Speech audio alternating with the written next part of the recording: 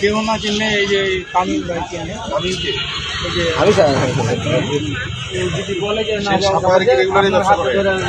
বাংলা মাছ এই গাঙ্গুরি বাজারে খালি মাগুর মাছ নিয়ে আসছে। আমি অন্য মাছের ব্যবস্থা করি, বাংলা মাছের ব্যবস্থা একটু মাগুরটা ধরে নিই। আমাদের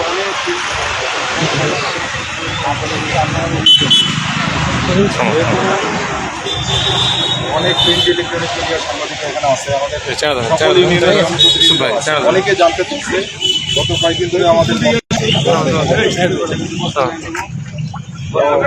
আমরা মানে খাওয়া নিষেধ না, মানে ক্ষতিকর না, কিন্তু মুশকিলটা হচ্ছে এই মাছটা রাক্ষসে মাছ হওয়ার কারণে দেশীয় সকল মাছ একসঙ্গে থাকলে সেগুলো তারা খেয়ে ফেলে, তার মানে দেশীয় প্রজাতি ধ্বংস করে ফেলে।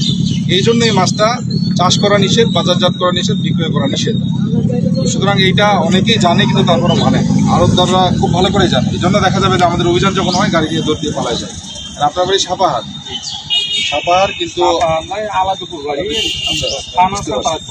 এখন এই কারণে যেটা হয়, আমরা গত কয়েকদিন ধরে কিন্তু আপনারা দেখছেন যে আমরা মাছগুলো জব্দ করার পরে বিভিন্ন এতিমখানাতে আমরা এটা দিয়ে দিয়েছি। অনেকে প্রশ্ন করেছেন যে এতিমখানায় কেন নিষিদ্ধ হলে তাহলে ওরা কেন খাবে? তো খাবে এই জন্য, যেমন ধরেন ইলিশ, জাটকা ইলিশ ধরা নিষেধ। কেন নিষেধ? ইলিশের মা ইলিশ সংরক্ষণ করার জন্য, যে নির্দিষ্ট সময়ের মধ্যে ওই সময়টুকু আমরা ধরা থেকে বিরত থাকি যাতে ডিমটা বড় হতে পারে বা সুযোগ দেওয়া হতে, প্রজননের সুবিধা করার জন্য। কিন্তু ইলিশটা তো আর নিষিদ্ধ মাছ না, ইলিশটা সাথে সাথে মারা যায়। এইটা তখন আমরা এতিমখানায় দিয়ে দিই। সেজন্যই আজকের এই জব্দকৃত আমার যে কত কেজি আছে আমাদের 70 কেজি। আপনি আপনার হিসেবে কতটুকু আছে? 70 কেজি। 70 কেজি এটাকে কী বলেন আপনারা? আফ্রিকান মাগুর বলেন? মাগুর বলেন। আচ্ছা, এই মাগুরগুলো আমরা আমাদের পোশা উপজেলার বিভিন্ন এতিমখানাগুলোতে বন্টন করে দেবো। আমাদের এখানে উপজেলার ইউনিয়নের বিভিন্ন চেয়ারম্যানরা আছেন, তাদের হাত দিয়ে আমরা নিজ ইউনিয়নের যে বড় বড় মাদ্রাসা এতিমখানাগুলো আছে সেখানে পৌঁছে দেবো। এখন আপনি এই ব্যবসা করবেন না তো বলেন সবাইকে, আমি আপনি ওইদিকে তাকায় বলেন সবাই। আমি আর জীবনও করবো না। যদি পান আপনাকে মনে যাহা ইচ্ছা লাগবেন, আমাকে সহকালে আমার মাছ সহকালে যাহা ইচ্ছা লাগবেন তাহাই করবেন। আপনি এমনিতে মৎস্য ব্যবসায়ী তাই তো? মাছ বিক্রি করেন? মাছের ব্যবস্থা করি, কিন্তু এই মাছের ব্যবস্থা করি। এটা কোথা থেকে কিনছেন? কার কাছ থেকে? এটা কিনছি আপনার এই আড্ডা থেকে। আড্ডা পাওয়া যায়, আড্ডা করে পাওয়া যায়।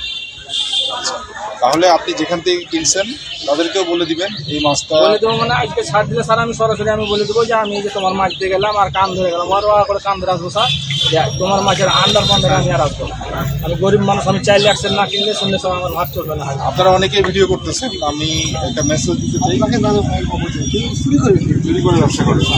এটা বলতে চাই, যারা মাছের ব্যবসা করেন তারা আমাদের দেশে অনেক প্রজাতির মাছ আছে, আপনারা মাছের ব্যবসা করবেন, মাছ বিক্রয় করবেন, কিন্তু দয়া করে জানা সত্ত্বেও আপনারা বিভিন্নভাবে চুরি করে মাছের এই মাছটা আপনারা আসলে বলতে পারেন যে এই মাছটা আমি চাষ করি না, শুধু বিক্রি করতেছি। কিন্তু সরকার যখন একটা আইন করে তখন তো সবটাই এর ভেতরে থাকে, যে আপনি যদি বিক্রি করেন তাহলে আরেকজন মানুষ কিনবে, চাহিদা তৈরি হবে, আরেকজন মানুষ তখন চাষের জন্য উৎসাহিত হবে। এই জন্য এই সবগুলো নিষেধ। এই জন্য আপনারা দয়া করে যারা এখানে এই ভিডিওটা দেখতেছেন, আপনারা এই ধরনের মাছ, যেটা রাক্ষসে মাছ, আমাদের মৎস্য সংরক্ষণ আইন অনুযায়ী যে মাছ চাষগুলো নিষিদ্ধ, এগুলো আপনারা এখান থেকে বিরত থাকবেন। চাষ থেকে, বিক্রয় থেকে এবং বিপণন থেকে বিরত থাকবেন। সবাইকে ধন্যবাদ।